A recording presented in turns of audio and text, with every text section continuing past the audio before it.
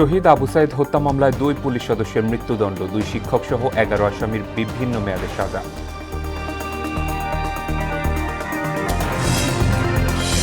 হাম উপসর্গে দেশজুড়ে আরও 8 মৃত্যু, হাসপাতালে বাড়ছে রোগীর সংখ্যা, উদ্বিগ্ন অভিভাবক, সচেতন হওয়ার পরামর্শ চিকিৎসকদের। জাতীয় মানবাধিকার রহিতকরণ সহ সংসদের 10 বিল পাশ, বিএনপি সরকার গঠনের পর বিচার বহির্ভূত হত্যাকাণ্ড ঘটেনি, দাবি আইনমন্ত্রীর। এবং বগুড়া 6 ও শেরপুর 3 আসনে নির্বাচনে শান্তিপূর্ণ ভোট গ্রহণ, বড় ধরনের অভিযোগ নেই, প্রার্থীদের কঠোর অবস্থানে প্রশাসন।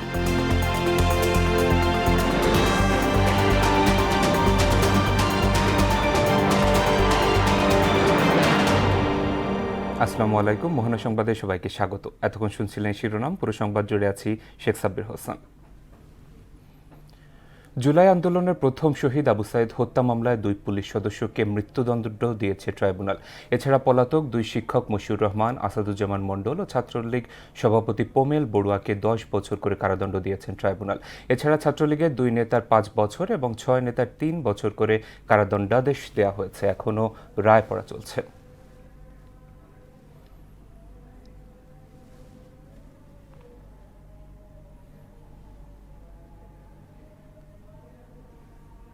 দর্শক, এ নিয়ে আরও জানাতে ট্রাইব্যুনাল থেকে যুক্ত হচ্ছেন আমাদের সহকর্মী মুদাসির আলী। মুদাসির, আবু সাইদ হত্যার মামলার রায় ঘিরে সবশেষ কি তথ্য আছে আপনার কাছে, জানাবেন আমাদের।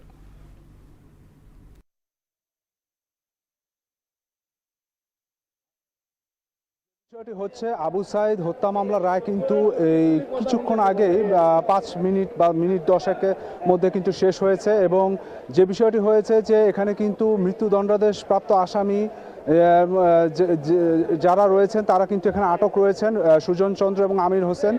তো তাদেরকে মৃত্যুদণ্ডাদেশ দেওয়া হয়েছে। এছাড়া পলাতক যে 1 নম্বর আসামি হাসিবুরকে 10 বছর সশ্রম কারাদণ্ড দেওয়া হয়েছে। এখানে কিন্তু রায় হওয়ার পরপরই কিন্তু আসামিদের নিয়ে যাওয়া হয়েছে এবং নিয়ে যাওয়ার সময় কিন্তু একটা হট্টগণ্ডগোল পরিস্থিতি হয়েছে এবং বেশ উত্তেজনাকর পরিস্থিতি তৈরি হয়েছে, যেহেতু যিনি মৃত্যুদণ্ডপ্রাপ্ত তিনি কিন্তু নিজেদের নির্দোষ দাবি করেছেন। এছাড়াও আটককৃত যারা আছেন তারা সবাই নিজেদেরকে নির্দোষ দাবি করেছেন এবং এখানে একটা বিশৃঙ্খলা পরিস্থিতির সৃষ্টি হয়েছিল। যদিও আইনশৃঙ্খলা বাহিনী কিন্তু বেশ ভালোভাবে পরিস্থিতি নিয়ন্ত্রণ করেছে এবং তাদেরকে ইতিমধ্যে নিরাপদ জায়গায় নিয়ে গিয়েছে।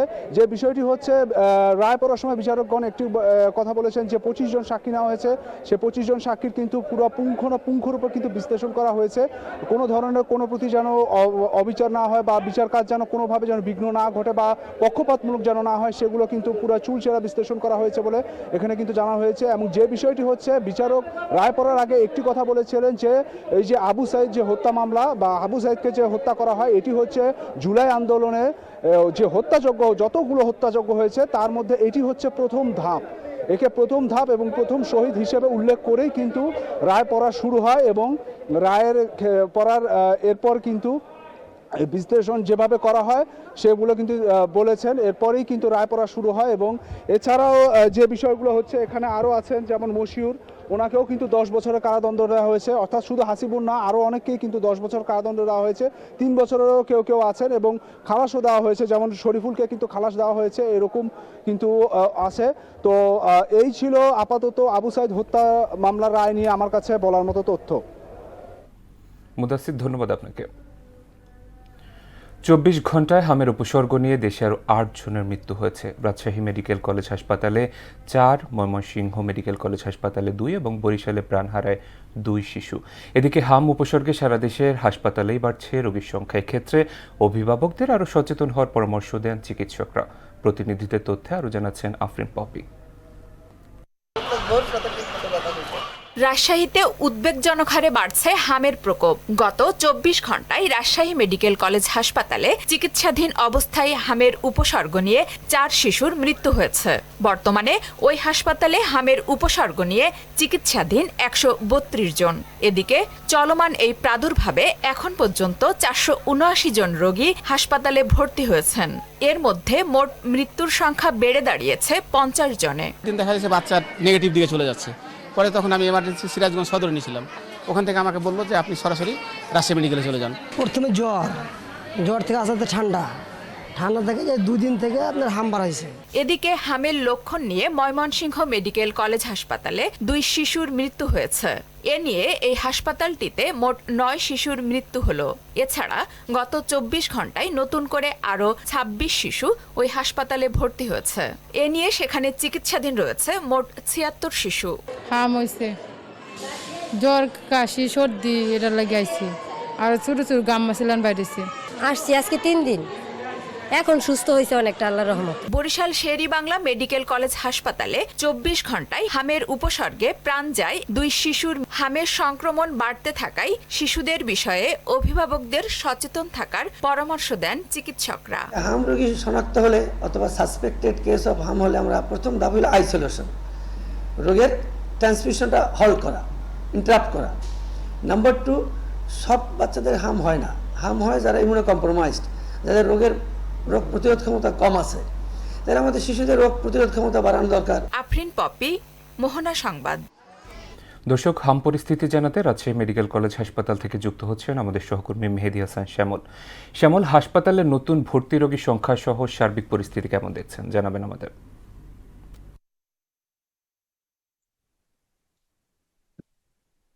সাব্বির, আসলে অত্যন্ত দুঃখের সাথে আপনাকে জানাতে চাই যে যে মা বা বাবারা তাদের শিশুকে নিয়ে রাজশাহী মেডিকেল কলেজ হাসপাতালে বা অন্যান্য হাসপাতালে চিকিৎসায় আসছেন, তারা কিন্তু আসলে দিক বিদিক শূন্য হয়ে, হৃদয় বিদারক হয়ে মায়ের আঁচলের তলে শিশুর লাশ অথবা বাবার গামছার নিচে শিশুর লাশ নিয়ে ফিরছেন। এই শিশুদের লাশের যে সারি হামের প্রভাবে এইটা কিন্তু এখন সত্যিকার অর্থে এখন ভয়ানক একটা পরিস্থিতি সৃষ্টি হয়েছে রাজশাহী মেডিকেল কলেজ হাসপাতালে। আমি যদি আপনাকে বলি যে গত এই যে কয়েক দিনের হিসাবে মোট 50 জন শিশু, এটা শুধু রাজশাহী মেডিকেল কলেজ হাসপাতালের আমি হিসাব বলছি, কিন্তু রাজশাহী মেডিকেল কলেজ হাসপাতাল ছাড়াও পার্শ্ববর্তী ক্লিনিকগুলোর হিসাব কিন্তু আমাদের কাছে আসে নাই। আমি শুধু একটা তথ্য আপনাকে জানিয়ে রাখি যে এই পর্যন্ত হামে মোট 479 জন রোগী ভর্তি ছিল, যা বর্তমানে 132 জন চিকিৎসাধীন অবস্থায় আছে, এবং আজকে গত 24 ঘন্টায় 4 জন শিশুর মৃত্যু হয়েছে, যেটা গতকালকে ছিল 3 জন শিশুর মৃত্যু। আমি এই বিষয়ে রাজশাহী মেডিকেল কলেজ হাসপাতালের যে কর্তৃপক্ষ বা ডাক্তার বা এখানে যারা কর্মচারী কর্মকর্তা আছে, প্রত্যেকের মধ্যেই কিন্তু আসলে দিশাহারা একটা পরিস্থিতি লক্ষ্য করা যাচ্ছে। তারা চেষ্টার কোনো কমতি করছেন না, কিন্তু মৃত্যুর সারি বা মৃত্যুর এই লাইন যেন তারা কমাতেই পারছেন না। আমি যদি আইসিইউ বেডের একটা তথ্য জানাতে চাই, যে এখানে যিনি আইসিইউ এর দায়িত্বে আছেন, যে ডাক্তার মোস্তফা কামাল, তিনি আমাদেরকে জানিয়েছেন যে শিশুর এই মৃত্যু রোধ কমাতে বা মৃত্যু গতি কমাতে বা সঠিক চিকিৎসা দিতে সেই আইসিইউ এর বেড কিন্তু এখন 18টি বৃদ্ধি করা হয়েছে, অর্থাৎ শিশু শুধু হামের জন্যই 12টি আইসিইউ করা হয়েছে, এবং অন্যান্য রোগীদেরকে পার্শ্ববর্তী যে national heart foundation research centre, যেটা প্রাইভেট, সেখানে 10টি আইসিইউ এর বেড স্থানান্তর করা হয়েছে, এবং সেখানে অন্যান্য রোগীদেরকে নিয়ে ট্রিটমেন্ট করা হচ্ছে, যেন শিশুরা সঠিকভাবে এইখানে আইসিইউ পায়। তো এই যে একটা মানে পরিস্থিতি, সেই পরিস্থিতি মোকাবেলায় আসলে আমরা মনে করছি সেই সময় করোনাকালীন সময়ে যে অবস্থা, সেই অবস্থা কিন্তু এখন হামের চরম ভাবে প্রাদুর্ভাব বেড়েছে, এবং বিশেষজ্ঞরা যেটা বলছেন যে অন্তত যারা যে সমস্ত বাচ্চারা ব্রেস্ট ফিডিং করে, মাদেরকে অত্যন্ত সতর্ক থাকতে হবে, এবং এই মাদের সতর্কও যেন বাচ্চাদের প্রভাবের উপরে না পড়ে, সেদিক থেকে সতর্ক থাকার আহ্বান জানিয়েছেন। তো সাব্বির, এই ছিল রাজশাহী মেডিকেল কলেজ হাসপাতাল থেকে আমার কাছে হামের প্রাদুর্ভাবের সর্বশেষ। শ্যামল, ধন্যবাদ আপনাকে। বিএনপি সরকার গঠনের পর একটিও বিচার বহির্ভূত হত্যাকাণ্ড গুম হয়নি বলে জানিয়েছেন আইনমন্ত্রী আসাদুজ্জামান। বলেন, বিচার বহির্ভূত হত্যাকাণ্ডে আর যেন কোনো মায়ের বুক খালি না হয় এমন ব্যবস্থাই করতে চায় সরকার। স্পিকার হাফিজউদ্দিন আহমেদের সভাপতিত্বে জাতীয় সংসদে আইনগত সহায়তা প্রদান বিল পাশের আগেই সব কথা বলেন তিনি। পরে আইনমন্ত্রী আসাদুজ্জামান সংসদে বিলটি উপস্থাপন করলে সেটি কণ্ঠভোটে পাশ হয়। এছাড়া জাতীয় মানবাধিকার রহিতকরণ বিল সহ 10 বিল সংসদে পাশ হয়েছে। বাংলাদেশের ইতিহাসে মানবাধিকার লঙ্ঘনের শিকার সবচেয়ে বড় পরিবার হলো জিয়া পরিবার।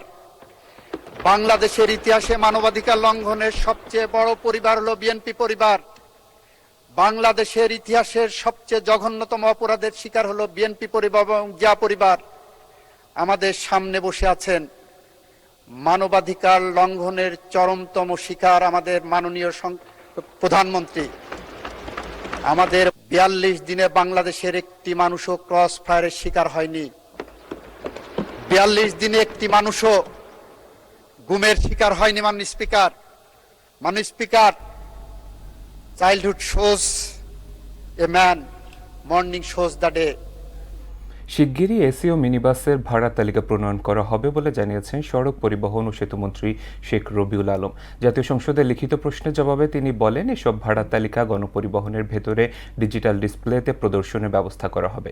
মন্ত্রী বলেন, সড়ক পরিবহন আইন 2018 অনুযায়ী প্রতিটি মহানগর, বিভাগ ও জেলায় যাত্রী ও পণ্য পরিবহন কমিটি গঠনের বিধান রয়েছে। এসব কমিটি সংশ্লিষ্ট এলাকার সড়কের ধারণ ক্ষমতা বিবেচনায় যানবাহনের সংখ্যা নির্ধারণ, রুট পারমিট অনুমোদন করে থাকে। বগুড়া 6 আসনের উপনির্বাচন এবং স্থগিত হওয়া শেরপুর 3 আসনের ভোট গ্রহণ চলছে। সকাল 7:30 থেকে শুরু হয় ভোট গ্রহণ, একটানা চলবে বিকেল 4:30 পর্যন্ত। শেরপুর 3 আসনে নির্ধারিত সময়ে ভোট গ্রহণ শুরু হয়। আইনশৃঙ্খলা পরিস্থিতি নিয়ন্ত্রণে রাখতে বিজিবির পাশাপাশি র্যাব, পুলিশ সার্বক্ষণিক টহল দিচ্ছে। এই আসনে প্রতিদ্বন্দ্বিতা করছেন 3 জন প্রার্থী। এদিকে বগুড়া 6 আসনের উপনির্বাচনে প্রধান 2 দলের প্রার্থী সহ অন্যান্য প্রতিদ্বন্দ্বীরা নিজ নিজ কেন্দ্রে ভোট দিয়েছেন। 2 নির্বাচনকে কেন্দ্র করে গড়ে তোলা হয়েছে ছিদ্র নিরাপত্তা ব্যবস্থা। জনগণের শতভাগ আস্থা রয়েছে যে জিয়া পরিবারের মাধ্যমেই বগুড়ার উন্নয়ন সম্ভব, এছাড়াও সম্ভব নয়। কাজেই বগুড়ার মানুষ উন্নয়নের স্বার্থে আজকে তারেক রহমানের মনোনীত প্রার্থী, ধানের শীষের প্রার্থীর পক্ষে তারা রায় দেবেন। ইনশাআল্লাহ আল্লাহ তাআলা চাইলে আমি বিপুল ভোটে বিজয়ী হব। দলীয় সরকারের অধীনে বাংলাদেশের যে কালচার, এটা থেকে আমরা বগুড়াও ব্যতিক্রম নই। বগুড়া 6 উপনির্বাচনের ভোটের খবর জানাতে যুক্ত হচ্ছেন সহকর্মী রাসেল কবির। রাসেল, নির্বাচনে ভোটারদের উপস্থিতি এবং আইনশৃঙ্খলা রক্ষাকারী বাহিনীর তৎপরতা কেমন দেখছেন, জানাবেন আমাদের।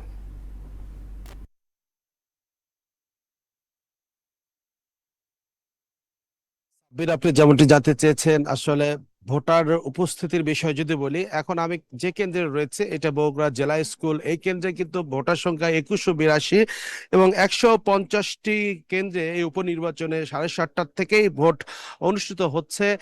ভোটার উপস্থিতির বিষয়ে যেমনটি আমরা আসলে দেখতে পেয়েছি, সকাল 7:30 থেকে 10টা পর্যন্ত কিন্তু একদম উপস্থিতি খুব কম ছিল। 10টা থেকে 11টা পর্যন্ত উপস্থিতি কিছুটা বেড়েছিল এবং এখন আমরা যেটা দেখতে পাচ্ছি, এখন কিন্তু আসলে উপস্থিতি আবার একটু কমেছে।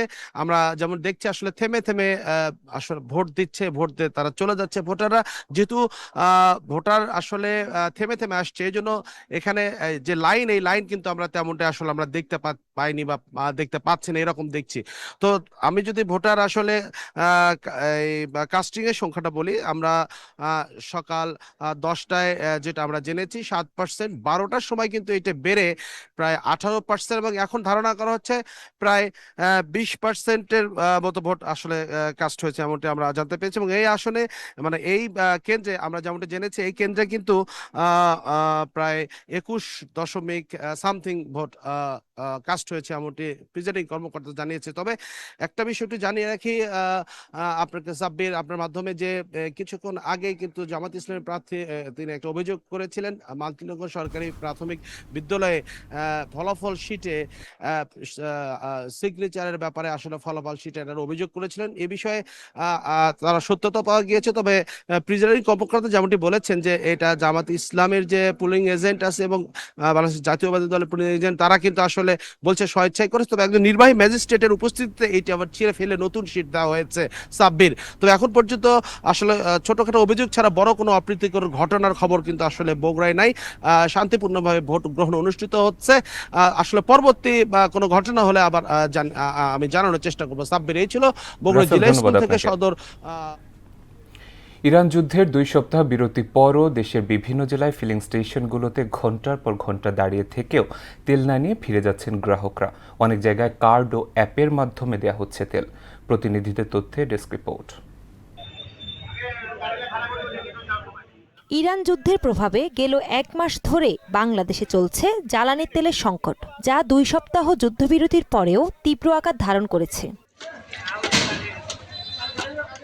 দিনাজপুরের বিরলে ফিলিং স্টেশনে দেখা দিয়েছে জ্বালানি তেলের সংকট। তেলের অপেক্ষায় পাম্প চত্বরে ভিড় করছেন শত শত মোটরসাইকেল চালকরা। দীর্ঘ সময় লাইনে দাঁড়িয়ে থেকেও তেল না পেয়ে চরম ভোগান্তিতে পড়েছেন ক্রেতারা। কষ্ট করে তেলটা পাইছি, কষ্ট এর মতন আর কষ্ট নাই। অনেক গাড়ি মজুত করতেছে তেল। ময়মনসিংহে জ্বালানি তেল সংগ্রহে দীর্ঘ লাইন, ঘন্টার পর ঘন্টা অপেক্ষা করে তেল নিচ্ছেন মোটরসাইকেল, কার ড্রাইভার ও মালিকরা।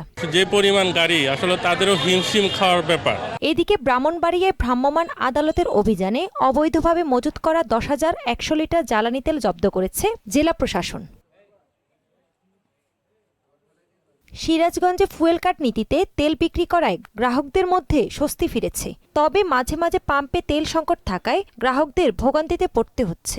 নিয়মটা আসলে ভালো আছে, আমার কাছে ভালো লাগছে, এবং যে পরিমাণ তেল দিচ্ছে তাতে একজন মানুষের মনে হয় আর লাগে না। কার্ড পাওয়ার পরে তেল নেওয়াতে তেমন ঝামেলা নাই। ট্যাগ অফিসাররা বলছেন ফুয়েল কার্ডের মাধ্যমে সুশৃঙ্খলভাবে তেল বিতরণ করা হচ্ছে। যাদের কার্ড আছে আমরা এনশিওর করতেছি সেই কার্ডগুলোকে তেল দেওয়ার জন্য, যাদের কার্ড নেই তাদেরকে আমরা তেল দিচ্ছি। চাঁপাইনবাবগঞ্জের গোমস্তাপুর ও শিবগঞ্জ উপজেলায় জ্বালানি তেল সরবরাহ নিশ্চিতে অনিয়ম ও কালোবাজারি রোধে অ্যাপ ভিত্তিক নতুন কার্যক্রম চালু করেছে প্রশাসন। প্রয়োজনের বেশি আমরা কাজ যেন না করি সেই ক্ষেত্রে আমরা একটু সচেতন হব। আমি সকলের সহযোগিতা কামনা করছি।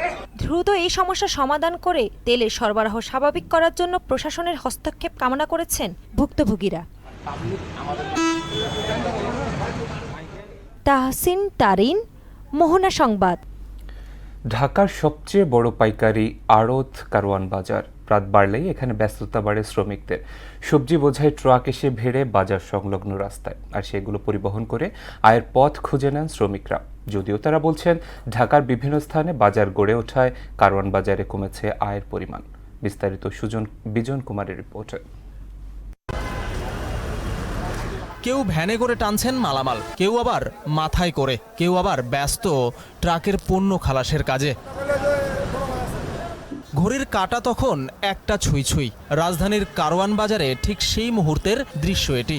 যেন ক্রেতা বিক্রেতাদের পাশাপাশি শ্রমিকদের পদচারণায় বাজারটি মেতে উঠেছে বিশাল এক অর্থনৈতিক কর্মযজ্ঞে। অথচ যানজটের নগরী ঢাকা তখন অনেকটাই নিস্তব্ধ। হাতে কাজ করি, দিনে কোনো কাজ করি না। মাল বেশি ঢুকলে তাহলে টাকা বেশি, আর আমাদের কাজ হইছে টাকা থেকে গাড়ি থেকে মাল নামানি। রাত গভীর হলেই এই বাজারে ব্যস্ততা বাড়ে শ্রমিকদের। অনেকেই পান না দম ফেলার ফুসরত। এই বাজারে সাধারণত 3 শ্রেণীর শ্রমিকের দেখা মেলে, যাদের প্রত্যেকের আয়ে রয়েছে ভিন্নতা। যারা টুকরি দিয়ে মাল নেয়, আর আরেক হচ্ছে রুটের লেবার, তারা গাড়ি আসলে মনে করেন যে মাল নামাই দেয়। আর ঘরের লেবার হচ্ছে তারা মনে করেন যে ভ্যান দিয়ে যে মালটা যায় ওই মালটা তারা মাথায় নামায়। রাতের আয় খুঁজতে শ্রমিকরা বাজারে আসেন 11 থেকে 12টার মধ্যে। এর পরে এলেই কমে যায় রোজগারের পরিমাণ। 12টার সময় হয়তো ঘুরে গেড়ে 200-400 টাকা কামাই করি, 8টা-10টা বাজলে পরে কাজ শেষ করে দিই। 12টা বাজলে আইলে কাজ করা যায়। দিনের তুলনায় রাতের কাজে কিছুটা স্বস্তি পান এই কর্মজীবীরা। পাশাপাশি দিন রাতের রোজগারেও রয়েছে কিছুটা তারতম্য। 1200-1300 টাকা ইনকাম হয়, তার ভিতরে আপনার আছেন 300-400 টাকা খরচা, আর বাদ বাকি টাকা বাসায় পাঠাই দিই।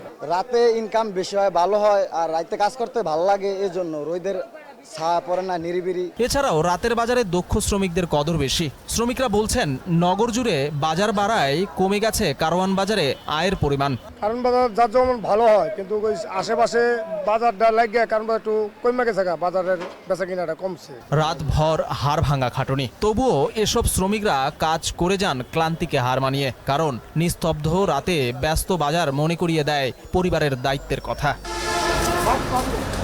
বিজন কুমার, মোহনা সংবাদ, ঢাকা।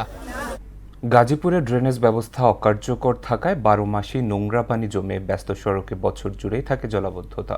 কাশিমপুরের জিতার মোড় থেকে জিরানি বাজার এবং বিএডিসি মোড় থেকে শ্রীপুর আঞ্চলিক সড়ক এখন এক দুর্ভোগের নাম। জলাবদ্ধতায় হাজারো মানুষের ভোগান্তি চরমে। দ্রুত ব্যবস্থা নেওয়ার আশ্বাস দিয়েছে কর্তৃপক্ষ। মেহেদী হাসানের প্রতিবেদন, জানাচ্ছেন আফরিন পপি। গাজীপুর মহানগর কাশিমপুর থানাধীন জিতার মোড় থেকে জিরানি বাজার এবং বিএডিসি মোড় থেকে শ্রীপুরে রাস্তার ড্রেনেজ ব্যবস্থার উন্নতি হয়নি 3 বছরেও, যার কারণে 12 মাসই জলাবদ্ধতা থাকে এই দুটি আঞ্চলিক সড়কে। গার্মেন্টস কর্মী, স্কুল কলেজের ছাত্রছাত্রী এবং সাধারণ মানুষের জন্য এখন যেন এই রাস্তা দুটি গলার কাটা হয়ে দাঁড়িয়েছে। নর্দমার নোংরা পানি এবং বিভিন্ন কলকারখানার বর্জ্যে বাড়ছে চর্মরোগ। নোংরা পানির কারণে মুসল্লিরা মসজিদেও যেতে পারছেন না। এই রাস্তা আপনার 12 মাসে পানি থাকে, ওদের নামাজ চলতে পুরো কষ্ট হয়। শত শত মুসল্লি নামাজ পড়তে আসে, তাদের অনেক সমস্যা হয়। নামাজ পড়তে পারে, কাপড় নষ্ট হয়ে থাকা এবং অনেক লোক এখানে অ্যাক্সিডেন্ট করে হাত পা ভাঙছে। এই রাস্তায় কত যাত্রী মনে গাড়িতে পড়ে জায়গা ভাঙ্গা জায়গা, রাস্তা দিয়ে হাঁটা যায় না, হাঁটতে গেলে দেখা গেছে যে পা চুলকায় যে পা ঘা ধরে গেছে। এই জায়গায় প্রতিনিয়ত আপনার লোক পড়ে যেতেছে, পড়ে যায়, ব্যথা পাইতেছে, আসতে পারতেছে না দোকানে, এই কারণে বেচাকিনি ডাউন, ব্যবসা বাণিজ্য ডাউন, আর এটা একটা ইন্ডাস্ট্রি এলাকা। জলাবদ্ধতা নিরসনে দ্রুত ব্যবস্থা নেওয়ার আশ্বাস দিলেন গাজীপুর সিটি কর্পোরেশনের প্রশাসক। দ্রুত এটা আরসিসি করে এটাকে মানে রাস্তা হিসাবে রূপান্তরিত করে, যাতে আর ওখানে জলাবদ্ধতা না হয়। আমরা ইতিমধ্যে নির্দেশ দিয়েছি, আশা করি যে এপ্রিলের মধ্যে হয়তোবা এই ড্রেনগুলো সচল হবে। কাশিমপুরের দুটি আঞ্চলিক সড়কের ড্রেন পরিষ্কার করে লাখো মানুষের দুর্ভোগ লাঘব করবে নবনিযুক্ত প্রশাসক, এমনটাই প্রত্যাশা এলাকাবাসীর। আফরিন পপি, মোহনা সংবাদ। এবারে আন্তর্জাতিক প্রসঙ্গ। যুক্তরাষ্ট্র ইরানের মধ্যে 2 সপ্তাহের যুদ্ধবিরতি চুক্তি ঘোষণার পরই লেবাননে ভয়াবহ বিমান হামলা চালিয়েছে ইসরায়েল। এতে একদিনে অন্তত 254 জন নিহত হয়েছে, যা চলমান সংঘাতের সবচেয়ে ভয়াবহ দিন হিসেবে বিবেচিত হচ্ছে। পাল্টা জবাবে উত্তর ইসরায়েলে রকেট ছুড়েছে হিজবুল্লাহ। এদিকে যুদ্ধবিরতি অমান্য করে ইসরায়েলে আগ্রাসনের প্রতিবাদে ফের হরমুজ প্রণালী বন্ধের সিদ্ধান্ত নিয়েছে ইরান। প্রিয়াঙ্কা নিতুর ডেস্ক রিপোর্ট।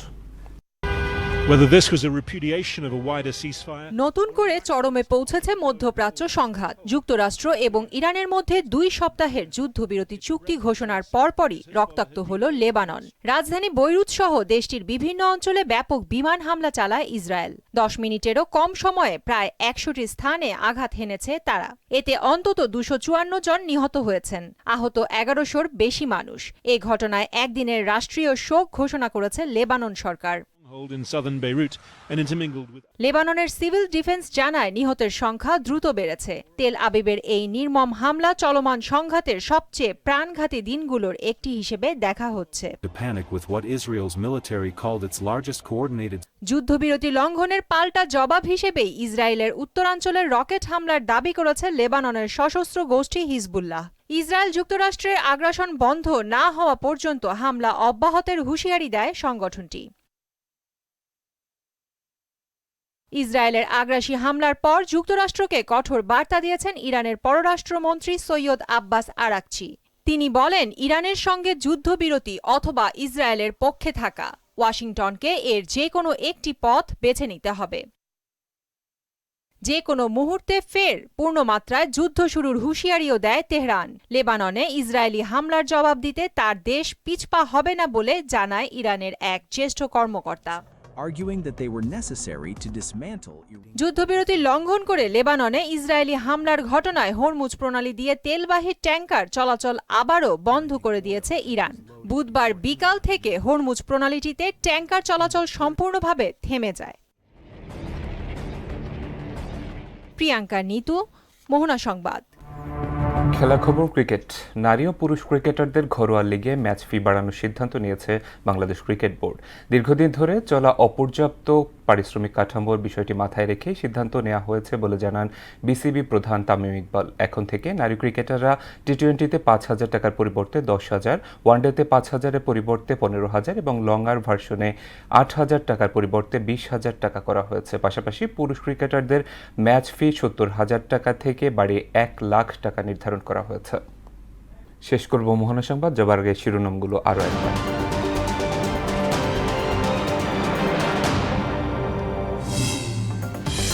শহীদ আবু সাইদ হত্যা মামলায় 2 পুলিশ সদস্যের মৃত্যুদণ্ড, 2 শিক্ষক সহ 11 আসামির বিভিন্ন মেয়াদে সাজা।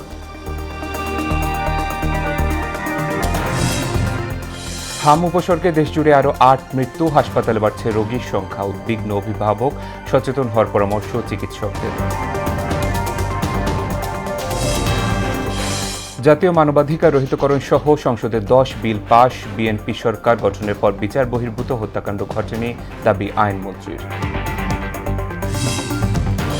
এবং বগুড়া 6 ও শেরপুর 3 আসনে নির্বাচনে শান্তিপূর্ণ ভোট গ্রহণ, বড় ধরনের অভিযোগ নেই প্রার্থীদের, কঠোর অবস্থানে প্রশাসন। দর্শক, এই ছিল মোহনা সংবাদে। পরবর্তী সংবাদ বিকেল 5:30। এর আগে বিকেল 3টায় দেখবেন সংবাদ এক নজরে। মোহনার সবশেষ খবর জানতে ভিজিট করুন www.mohana.tv। সংবাদ দেখতে পারেন ফেসবুক এবং ইউটিউবে। এতক্ষণ সঙ্গে থাকার জন্য ধন্যবাদ সবাইকে।